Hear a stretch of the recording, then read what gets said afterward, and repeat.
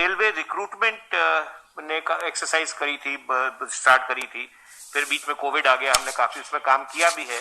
सिद्धार्थ जी का प्रश्न था उस पे, और सिद्धार्थ जी आप हैं? हाँ सर, मैं हूँ। प्लीज सर नमस्कार।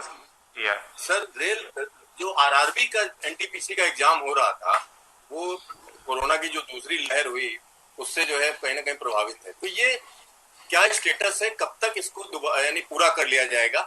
और एक छोटा सा इसी से जुड़ा हुआ एक और है, जो एलएलपी और टेक्निकल कैटेगरी की जो भर्ती चल रही थी, जिसमें ट्रेनिंग होनी है, तमाम चीजें हैं, तो उसका क्या स्टेटस? क्योंकि अभी भी ट्रेनिंग कंप्लीट नहीं हुई है, तमाम लोग परेशान हैं। जी सिद्धार्थ, आपका क्वेश्चन पर्टिनेंट है और एक लाजमी सवाल आपने पूछा है। एज फार एज रेलवे में हम अगर आप देखा जाए तो हमारे पास से जो हम लोगों ने अपनी पोस्टों को भरने की प्रक्रिया शुरू की थी, इसमें कुछ एरियाज में कुछ हमारे जो सेंट्रल एडवर्टीजमेंट्स निकले थे उसके हिसाब से हम लोगों ने लास्ट ईयर ग्रुप डी की भर्ती की थी। 1,43,000 वैकेंसी हमने भर दी थी, जिसमें 64,000 वैकेंसी एएलपी और टेक्नीशियंस की थी। लेकिन आपकी बात ठीक थी, कई सारे इसमें एएलपी, करीब 5,000 एएलपी अभी भी हैं जिनको कि या तो वो ट्रेनिंग में है या वो अभी आ रहे हैं हमारे पास। क्योंकि जैसे कि आपको मालूम है, कई स्टेट्स में भी इस तरह के इंस्ट्रक्शंस हैं हमारे पास कि ट्रेनिंग सेंटर्स अभी चालू नहीं है पूरी तरीके से। तो हम लोगों ने जहाँ जहाँ पे स्टेट गवर्नमेंट से बात करके उनकी परमिशन लेके स्टेट गवर्नमेंट्स में हमने ट्रेनिंग सेंटर्स को चालू कराया है और एएलपीज की ट्रेनिंग कराई है। इसीलिए ये नंबर अब घट के इतना रह गया है। लेकिन मुझे उम्मीद है कि अगले 1 महीने में ये भी सब लोग काम पे आ जाएंगे, मतलब at least they will be joining the training.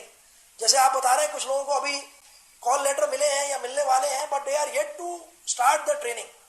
तो जो माइंड में दुविधा रहती है वो खत्म हो गई है। They will most likely be joining training within a month or a month and a half, depending on ये जिस जगह पे स्टेट गवर्नमेंट्स की हम लोगों के ऊपर खास तौर से उन्होंने कह रखा है कि ट्रेनिंग को अभी आप ना शुरू करें। लेकिन कोशिश यही है कि हो जाए। अब मुझे लगता है कि ये कोविड की इसमें पेंडेमिक में भी काफ़ी कमी आ रही है, तो उम्मीद है कि 1 से 1.5 महीना या 2 महीने में सारे के सारे लोग, जो बचे हुए लोग भी हैं, वो भी ट्रेनिंग शुरू कर देंगे। और जिनकी ट्रेनिंग ऑलरेडी चल रही है, जहाँ पे इस तरह का रोक नहीं है, वो भी पूरा हो जाएगा। अब आपकी बात थी एनटीपीसी कैटेगरी की।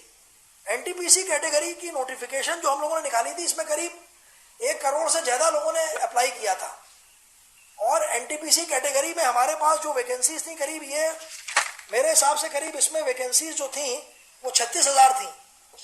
इसमें करीब जो 1 करोड़ से भी ज़्यादा लोगों ने अप्लाई किया था, उसमें करीब मैं कहता हूँ 1 करोड़ के ही करीब लोगों ने एग्जाम अपीयर हो चुके हैं 7 फेजेस में।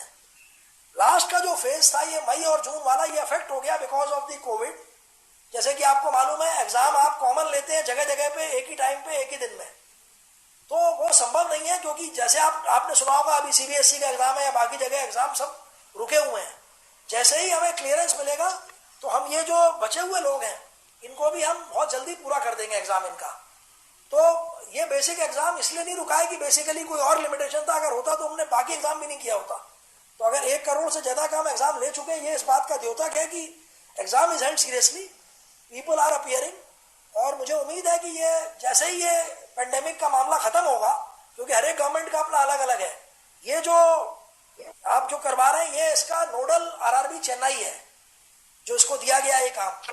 तो वो सबसे पहले बात करते हैं आरआरबी से, स्टेट गवर्नमेंट से, कि कहाँ पे जहाँ हमारे सेंटर्स हैं वहाँ पे क्या व्यक्ति आ पाएंगे हमारे पास। इसके अलावा बहुत सारे रिक्वेस्ट कैंडिडेट के भी आते हैं आरआरबी में कि अभी हम किसी भी पोजीशन में नहीं है आने के लिए।